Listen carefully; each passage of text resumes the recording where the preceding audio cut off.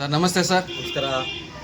Bharat Shri Annapoorneshwari hotel dosa ಹೋಟ್ಲಿಗೆ ಬಂದಿದ್ದೀರಾ. ಗೀ ಪುಡಿ ದೋಸೆನ ಲಾಂಚ್ ಮಾಡಿದ್ದೀವಿ. ಹೇಗಿದೆ ಸರ್ ದೋಸೆ? ನಮ್ಮ ಗೀ ಪುಡಿ ದೋಸೆ ಬಹಳಷ್ಟು ಟೇಸ್ಟ್ ಆಗಿದೆ, ಸ್ವಾದವಾಗಿರ್ತದಂತೆ. ಇದು ನಾನು ಬೆಂಗಳೂರಲ್ಲಿ ರಾಮೇಶ್ವರಂ ಕೆಫೆ, ವಿದ್ಯಾರ್ಥಿ ಭವನ ಮತ್ತು ಜನಾರ್ದನ್ ಹೋಟ್ಲಲ್ಲಿ ತಿಂತಕ್ಕಂಥ ಮೂರು ಮಿಕ್ಸ್ ಮಾಡಿ ತಿಂತಕ್ಕಂಥದ್ದು ಒಂದು ರೀತಿ ಅಷ್ಟು ಸ್ವಾದವಾಗಿದೆ. ಹೇಳ್ತೀನಿ ಅಂತಲ್ಲ, ಬಟ್ ಈ ಪುಡಿ ದೋಸೆ ಭಾಳ ಚೆನ್ನಾಗಿದೆ ಅಂತ ಹೇಳ್ತೀನಿ. ಇದು ಸ್ವಾದ ಟೇಸ್ಟೇ ದೋಸೆ, ನಮ್ಮ ದೋಸೆ ಇದು ಉತ್ತಮವಾದ. ಅದರಲ್ಲೂ ಇಂಥ ದೋಸೆ ಸೇವಕ್ಕೆ ನಾವಿವತ್ತು ಈ ಒಂದು ನಮ್ಮ ಅನ್ನಪೂರ್ಣೇಶ್ವರಿ ಹೋಟ್ಲಿಗೆ ಬಂದಿದ್ದೀವಿ. ನೀವೆಲ್ಲರೂ ಕೂಡ ಈ ಒಂದು ಹೋಟ್ಲಿಗೆ ವಿಸಿಟ್ ಕೊಡಿ, ನಿಮ್ಮ ಸ್ನೇಹಿತನ ಕರೆ ತನ್ನಿ. ಹಾಗೆ ನಿಮ್ಮ ಸ್ನೇಹಿತರು ಕೂಡ ಕರ್ಕೊಂಬಂದಿದ್ದೀರಾ, ಅವರು ಕೂಡ ಸವಿಲಿ ಅಂತ ನಮ್ಮ ಟೇಸ್ಟ್ನ. ಹೇಗಿದೆ ಸರ್ ದೋಸೆ? ನಮ್ಮ ಗುರೂಜಿಯವರು. ಗುರುಜಿ ನಮಸ್ತೆ. ಚಟ್ನಿ ಹೇಗಿದೆ ಸರ್? ಫ್ರೆಶ್ನೆಸ್ ಎಲ್ಲ ಭಾಳ ಚೆನ್ನಾಗಿದೆ.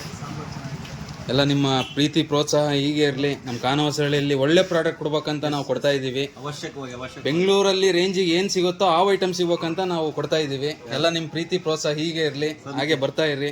Thank you so much sir ಎಲ್ಲರಿಗೂ.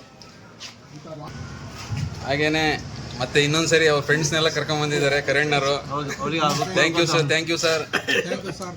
ಎಲ್ಲರೂ ಬನ್ನಿ, ಇನ್ನೊಂದ್ಸತಿ ಭೇಟಿ ಕೊಡಿ. ಮತ್ತೊಮ್ಮೆ ಮಗದೊಮ್ಮೆ ಎಲ್ಲ ಫ್ರೆಂಡ್ಸ್ ಸ್ನೇಹಿತರನ್ನೆಲ್ಲ ಕರ್ಕೊಂಡ್ಬಂದಿದ್ದಾರೆ. Thank you sir. Thank you.